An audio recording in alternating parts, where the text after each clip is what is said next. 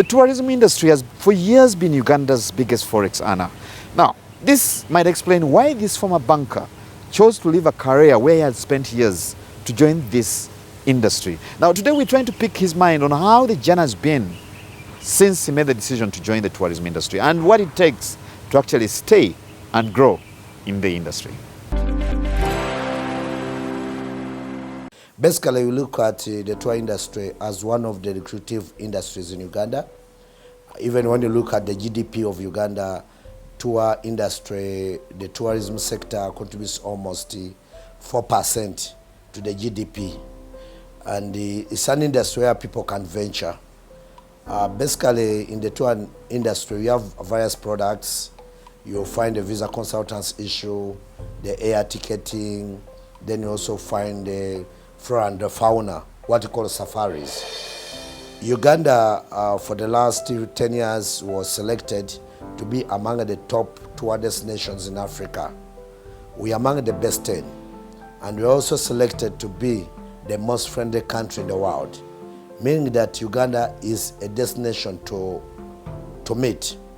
As I talked to you, Asta, the leading travel magazine in North America, selected Uganda as the #1 best tour destination for people around the globe. In such scenarios, we are seeing the tremendous growth of the tourism industry. So Bantu Africa basically is trying to promote tourism. But where we are now, we are no longer as Uganda. Currently, tourism is promoted as a regional corporation. We have what we call the East Africa Tourism Corporation.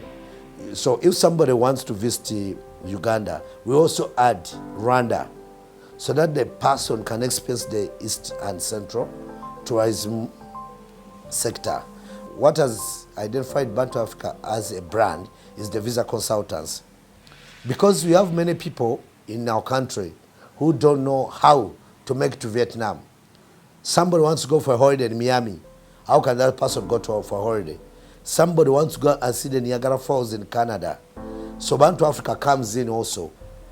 There are many people in businesses, they don't do business because of ambition, or they don't do businesses because of inspirations. They just feel ability. But in business, when you choose ambition, you always be an achiever. Personally, I'm a former banker.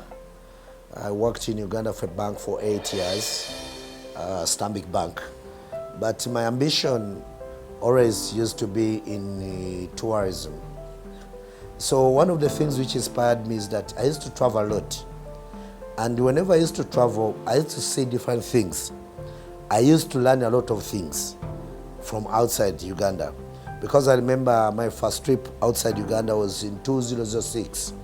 I traveled from Uganda up to Spain. I went to Madrid, then I went to Malaga. So I was inspired to see how good it's good for people to travel. Even there is mindset change. There is a way you see things different. For the last 12 years, what has made us unique in the industry, I'll look at the values, our values.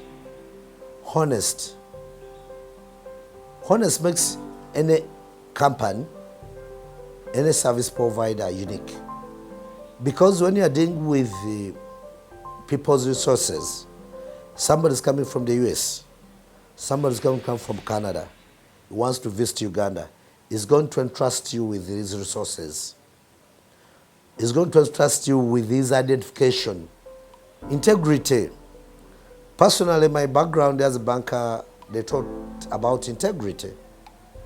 Integrity makes our brand unique. Whenever we have an image to show. There are many achievements in the industry which may be both national and also individual-wise or company-wise. We have achieved a lot in that the 12 years of experience is an achievement. Most of the players in the industry, they don't celebrate their first birthday. We have been able to help the government in bringing in a number of tourists in Uganda. On average, we can bring like around between 100 to 200 tours in a year. The insurance industry remains a very critical sector for the growth of any economy because it offtakes the risks for business, but then also the economy at large. Now in Uganda today, we know that the industry still grapples with a low penetration level. But again, there's some growth, good growth that has happened over the years. And today we're talking about a sector that is in the excess of $1 trillion Uganda shillings. We trace the journey of Uganda's insurance industry and the value it adds to business operations.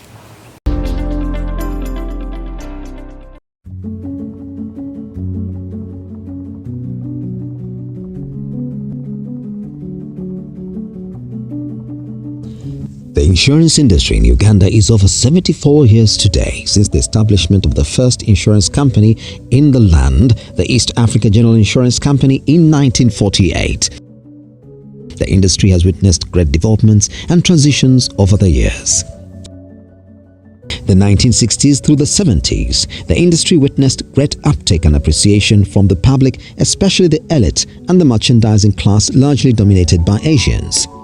This explains why at independence, despite having smaller population of under 8 million people, Uganda had 95 insurance agencies and branch offices of foreign insurance companies, mainly from United Kingdom, India and the United States of America. The 1970s to the 80s were dark years of the insurance industry. Besides the political turmoil of the time, the expulsion of Asians in the 1970s, which affected the business and elite classes that were key to the industry's growth and its sustenance, and the 1987 currency reform and discounting heavily hit especially the holders of life insurance policies. Many lost hope in the promise that insurance gives its policy holders. Through innovation and consistent product development, the industry has today made great strides, reminiscing and in a number of areas surpassing the industry's golden era of the 1960s. Midwifed by the Insurance Regulatory Authority, which was established in 1996 to ensure effective administration, supervision and regulation, the insurance industry has reinstated the prowess of that promise. The promise that insurance pays and is indeed a good bulwark against risk. The establishment of a regulatory body from the desk office in the Ministry of Finance through establishing an independent regulatory body, which was the Insurance Commission at the time. That kind of really shaped the direction of the industry. In addition to that, I think in 2011, there was a change, a paradigm shift from the Insurance Commission to Insurance Regulatory Authority. So there was a rebirth, and it brought in with it a change in the Insurance Act as well. So you had a change from Insurance Commission to Insurance Regulatory Authority, and then thereafter, the Insurance Act, it was the Insurance Act of 2011 at the time, it was also overhauled. It was overhauled so as to meet the international standards, the international core principles. In addition to that, in 2020, various regulations were put in place to operationalize the Insurance Act. So all these, because at the end of the day, once you have a well-supervised and well-regulated industry, it means that people are going to operate in an environment which is stable, where there is predictability, where people know that in the event that something happens to this insurer, you have a fallback position, where you know that if there is a claim, you know where to go. So all this really has enhanced the growth of the industry.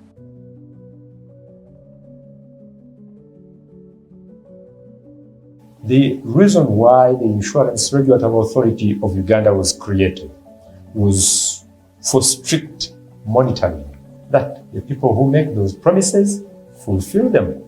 And government was very good to amend or overhaul the Insurance Act.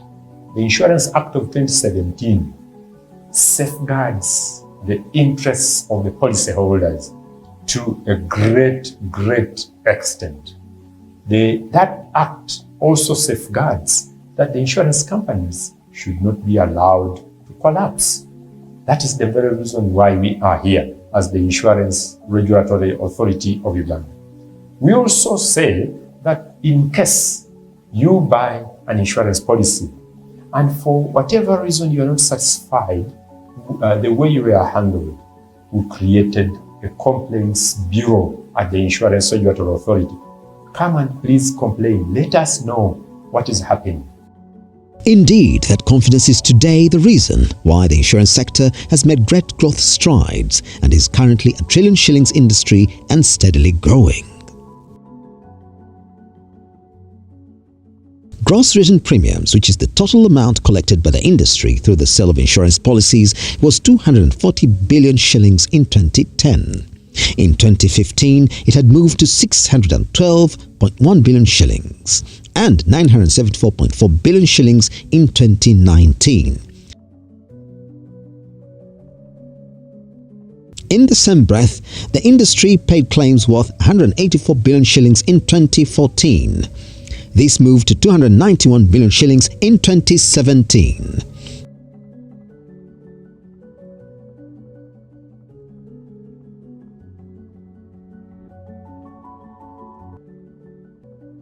Again, with a better regulatory environment and innovations such as bank assurance, there has been growth in the uptake of insurance services and with it, growth in the settled claims.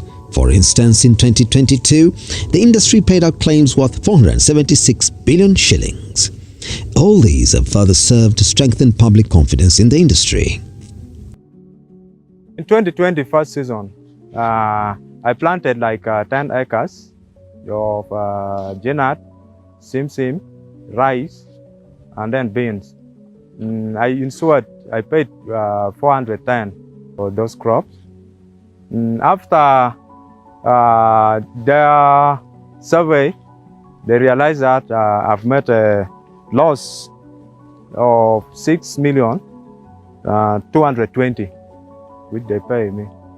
In 2021, I decided to plant now 20 acres because my level was going. I cannot be repeating 10 acres. I planted 20 acres of those crops, of which I paid 820 as some insured. In 2021, I realized a loss of 24,200,000. Yeah, that's what they paid me. Uganda being an agro-based economy with the bulk of the population depending on agriculture for survival, it was crucial that the industry spreads its tendrils into this space, and this firm is one of the beneficiaries.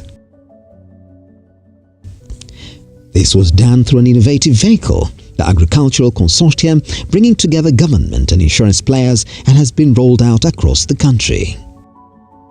Called Otieno Orlando Joffrey, a farmer. I belong to a group called the Riemochandi in the Magola sub-county, Toro district. The type of agricultural insurance we have is the weather index and the drought index insurance. It covers excessive rainfall and the drought. Like last season, I incurred loss in rice. There was a lot of drought, and I incurred a total loss. So I was supported because I was compensated, and I didn't feel it. I paid 55,000 shillings, and in the end, I was compensated 1 million shillings. Well, that's all we had for you in this week's edition of Money and Market. Thank you for being part of the show. Now, for any questions or comments, as usual, drop us a line. We'll be glad to have this conversation going. Until next time, I've been your host, Charles Boja. Now, from me and team, I'd like to wish you a very good evening, and God bless you.